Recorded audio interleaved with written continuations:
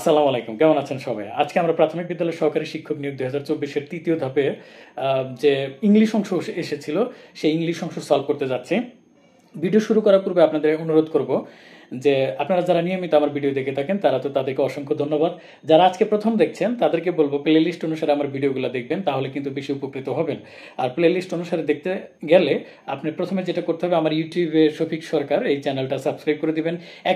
একই সাথে যারা ফেসবুক পেজ থেকে যারা দেখবেন তারা একটু ফলো দিয়ে রাখবেন। দেখেন, আপনাদের এই সামান্য লাইক কমেন্ট কিন্তু আমাদের বিশাল বড় অনুপ্রেরণা যোগায়। আর আরেকটা কারণ হচ্ছে যে আপনাদের দোয়া অর্জন করা। দেখেন, আমাদের এই প্রত্যেকটা প্রচেষ্টাই যদি আপনাকে কি বলে যে আপনার যদি উপকারে লাগে, তাহলে অবশ্যই আল্লাহ তাআলা খুশি হয়ে আমাদের প্রতি কি বলবেন যে সওয়াব দান করবেন।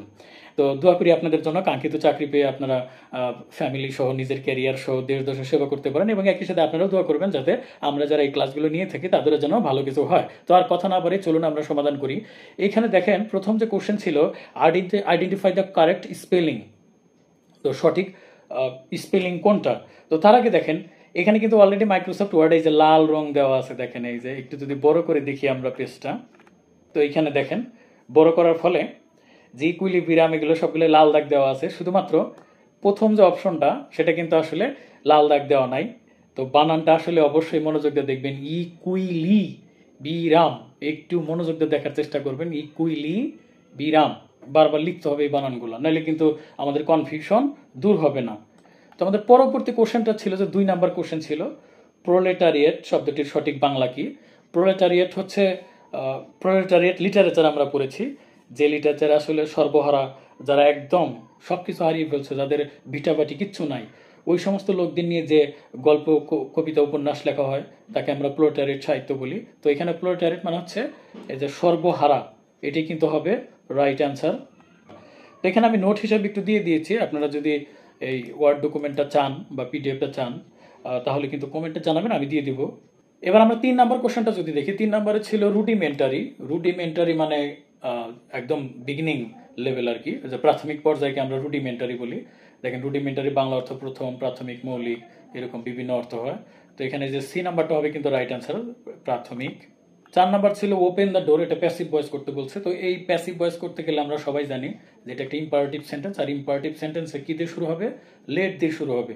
লেট দিয়ে শুরু হয়ে যে অবজেক্ট আছে দ্য ডোর, এটা আসবে, তাহলে লেট দ্য ডোর। এবং ইম্পারেটিভ সেন্টেন্সে একটা কার্যকারী ভার্ব হিসেবে প্যাসিভ ভয়েসে বি ভার্ব বসে, তাহলে যে বি ওপেন্ড, তাহলে আমরা যে এই নাম্বারটা যেটা let the door be opened, এটা হবে কিন্তু রাইট অ্যান্সার।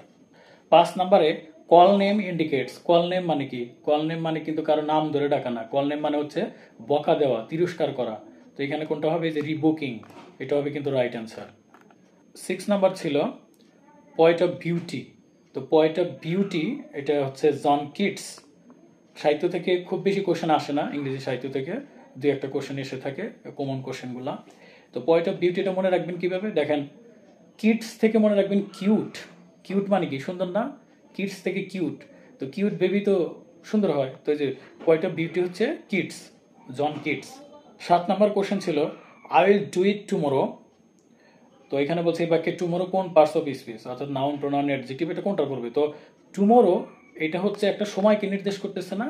তো এরকম যদি বাক্য শেষে দেখেন টুমোরো, ইয়েস্টারডে, অ্যাগো, এই টাইপের যদি থাকে, এগুলো হচ্ছে অ্যাডভার্ব অফ টাইম।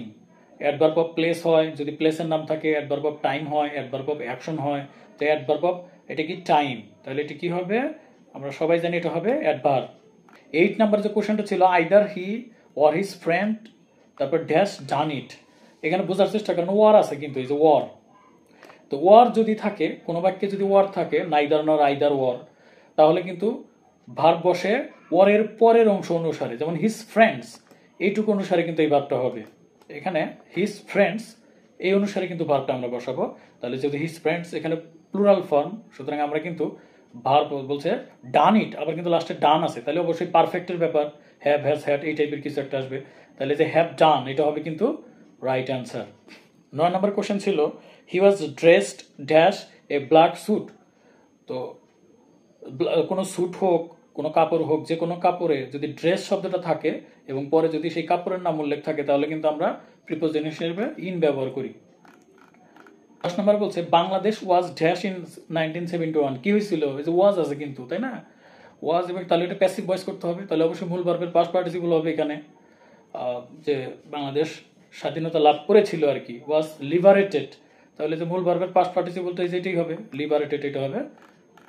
নাম্বার ছিল time after twilight and before night, অর্থাৎ কি বলে যে রাত্রের আগে আবার কি বলে যে সন্ধ্যার সময়, এই টাইমটা আর কি, সেটা আমরা এই যে ডাস্ক বলি, অর্থাৎ গোধূলি বেলা যেটা। আর ডাউন হচ্ছে উষা, সকালবেলা যেটা হয়, তো আমরা ডাস্ক হবে এখানে right answer. 12 number, which sentence is correct. দেখেন এই নিড ভার্ব কিন্তু মোডাল অক্সিলারিস হিসাবে বসতে পারে, আবার নিড ভার্ব কিন্তু মেন ভার্ব হিসাবে বসতে পারে। তো এখন যদি আমরা এইটা চিন্তা করি যে এখানে এর যোগ করছে কিন্তু, তাই না, যদি এর যোগ করে তাহলে তো এটা মূল ভার্ব, আবার এখানে গো এটা একটা মূল ভার্ব, তো দুইটা মূল ভার্ব তো এভাবে বসতে পারবে না, সুতরাং এটা কিন্তু রাইট হবে না, রাইট অ্যান্সার হিসেবে আমরা নিতে পারবো না। এবার আসলে আমরা বি নাম্বার নিয়ে চিন্তা করি। বি নাম্বারে হি নিড নট গো, এখানে দেখেন এখানে নিডটা কিন্তু এই জায়গায় নিডটা কিন্তু মোডাল অক্সিলারিস হিসেবে বসছে, নিডটা কিন্তু মোডাল অক্সিলারিস হিসেবে বসছে। আর মোডাল অক্সিলারিস যদি হিসাবে আপনি বসান, যেমন শ্যাল, শুড, উইল, উড, তো এগুলোর সাথে তো এস বাই এস যোগ হবে না, সুতরাং হি নিড এটা ঠিক আছে।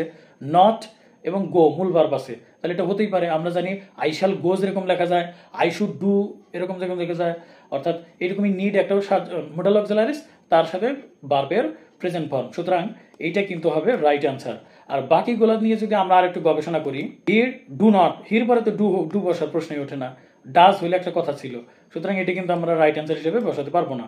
হি ডাজ নট নিড গো, ঠিক আছে, এটা ডাজ হয়েছে, ডাজ নট হয়েছে, কিন্তু এটা নিডও একটা মূল ভার্ব হিসেবে বসাইছে, আবার গো মূল ভার্ব হিসেবে বসাইছে, কাজে দুইটা মূল ভার্ব তো এরকম পাশাপাশি ভাবে বসতে পারবে না, সুতরাং এটাও রাইট অ্যান্সার হিসেবে ব্যবহার করতে পারবো না, সুতরাং আমরা বি নাম্বারটা রাইট অ্যান্সার হিসেবে এটা কাউন্ট করব। এখানে কিছু রুলস লেখা আছে, আপনারা একটু দেখে নিতে পারেন স্কিপ করে, বা যদি পিডিএফটা কারো প্রয়োজন মনে করেন কমেন্ট করলে আমি তাকে দিয়ে দিব। Need is a modal verb এই টাইপের আর কি, আমি একটু নোট করে রেখেছি। যাই হোক, 13 নাম্বারটা বলছে an adverb does not modify. Adverb কাকে মডিফাই করে না, ভার্বকে কিন্তু মডিফাই করে। ভার্বকে মডিফাই করে কিভাবে আমি আপনাকে বলি। যেমন আমি যদি বলি go slowly, go slowly, slowly একটা অ্যাডভার্ব, তাহলে আপনি কিভাবে যাবেন, আস্তে আস্তে যাবেন, তাহলে স্লোলি একটা অ্যাডভার্ব যেটা গোকে মডিফাই করলো, তাহলে ভার্বকে কিন্তু মডিফাই করে। একইভাবে অ্যাডভার্বকেও কিন্তু মডিফাই করে, কিরকম, যদি বলি ভেরি স্লোলি, দেখেন ভেরি একটা অ্যাডভার্ব, আবার স্লোলি মানে আস্তে আস্তে, তাহলে ভেরি স্লোলি, স্লোলি আস্তে আস্তে, কতটুকু আস্তে আস্তে, ভেরি স্লোলি অনেক আস্তে আস্তে, তাহলে অ্যাডভার্বকেও কিন্তু মডিফাই করে। আবার অ্যাডজেক্টিভকেও কিন্তু মডিফাই করে, যেমন ধরি ভেরি বিউটিফুল, দেখেন ভেরিটা একটা অ্যাডজেক্টিভ, আবার বিউটিফুল সেটা একটা অ্যাডজেক্টিভ, সরি ভেরিটা একটা অ্যাডভার্ব, তো ভেরি বিউটিফুল অ্যাডজেক্টিভকে কেমন সুন্দর, অনেক সুন্দর, এই ভেরি একটা অ্যাডভার্ব যেটা অ্যাডজেক্টিভকে মডিফাই করছে, শুধুমাত্র নাউনকে কিন্তু মডিফাই করতে পারে না। এই কোশ্চেন অনুসারে রাইট অ্যান্সার হবে নাউন।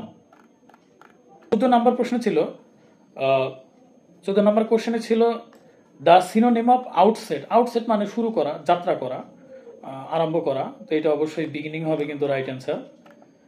তারপরে 15 নাম্বার ছিল আইডেন্টিফাই প্রোনাউনের কিছু ইনডিফিনিট প্রোনাউনের উদাহরণ কোনটি। তো ইনডিফিনিট প্রোনাউন যে প্রোনাউনটা আসলে কি মানে স্পষ্টভাবে বোঝা যায় না যে কাকে কার কথা বলা হয়েছে, তো এখানে আমরা এই যে সেভারাল এটাকে রাইট অ্যান্সার হিসেবে ধরবো, যেখানে কয়েকজন ব্যক্তিকে বোঝানো হয়েছে, ব্যক্তির পরিবর্তে সেভারালটা বসানো হয়েছে, এবং এরা কারা যেটা আমরা নির্দিষ্টভাবে আইডেন্টিফাই করতে পারি না, সুতরাং সেভারাল হবে কিন্তু এখানে রাইট অ্যান্সার।